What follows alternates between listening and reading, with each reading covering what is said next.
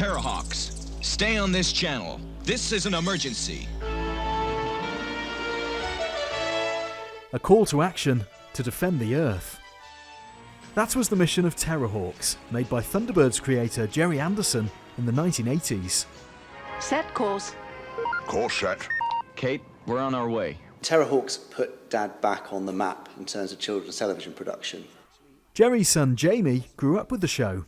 They actually probably made up my very first Anderson viewing experience when I was 2 or 3 years old, I reckon. Maybe that's a bad thing that Dad was exposing me to things like the terrifying Zelda when I was a toddler. That stays with you. Well, it stayed with loads of people, hasn't it? I mean, Zelda is one of the most memorable characters from Terrahawks. Silence!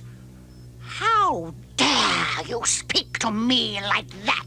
You, a mere human being. I was trying all the time, trying to make the shows as much like live action as possible, and I decided we should use hand puppets made of rubber. So the puppeteers would put their hand inside the puppet. I thought we would get more expression into the puppets, and also it would look totally different. Right, man. Let's be having you. Among the show's most memorable characters, a robot Sergeant Major, voiced by, who else? The late Windsor Davis.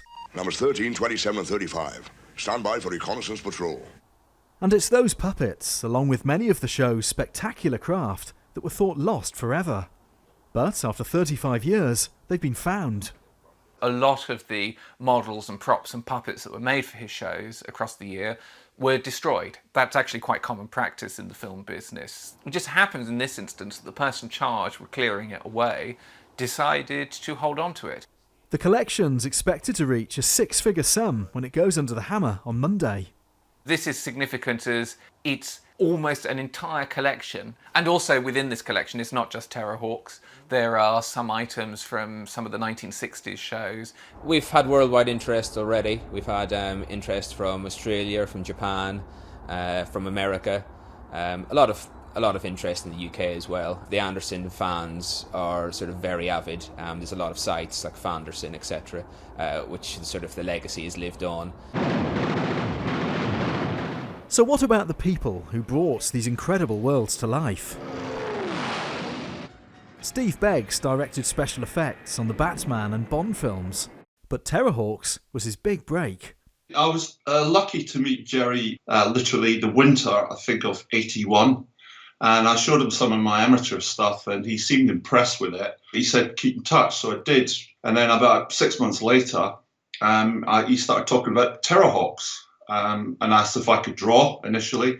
I sent the best artwork I could generate overnight through to him and he seemed suitably impressed. And then he asked me to come down and do some storyboards and designs for Terrahawks. Steve designed the majority of the show's craft and ended up leading the special effects team. It was a crash course in all aspects of special effects at the time. This is obviously pre-computer graphics and stuff like that. I was very nervous, but I had the time of my life as well. In fact, I exported some of the tricks onto the James Bond films, albeit in a bigger and bigger budgets way. So I was like going to a mega film effects school. It was fantastic. Sadly, Gerry died in 2012, but he and his shows leave a rich legacy. I think it's about the really exciting stories. Yeah, that's me. I've been a fan since childhood and was lucky enough to meet Gerry in the late 90s. I'll tell you what I'll do. I'll sign it for you and dedicate it to you. Dad was consistently thrilled and surprised by the ongoing interest in any of the shows. I think Thunderbirds in the 1990s resurgence just proved to him how timeless the shows were.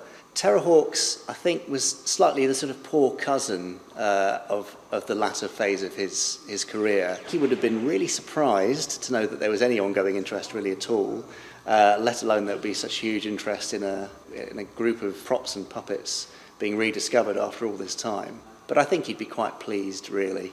He was such a prolific creative, he could never stop working. So we've got an amazing collection already of ideas and scripts and bits and pieces that he never had time to complete. But I've spotted a couple more in this auction that I would really like to see, that actually we've not got records of. We haven't seen these things before. It shows a time when he'd been really down on his luck prior to Terrahawks. You know, he'd pretty much lost everything. It was a really rough time for him. So then to know that there is this group of documents and bits of development work from the late 70s through to the late 1980s, it shows the story of a man who you think had been incredibly successful, getting back on his feet again. And so there's actually quite a strong emotional connection to what is being sold here for me. Decades may have passed since the shows were made, but their fantastic vision of the future is still reaching new fans. Mike Griffiths, ITV News.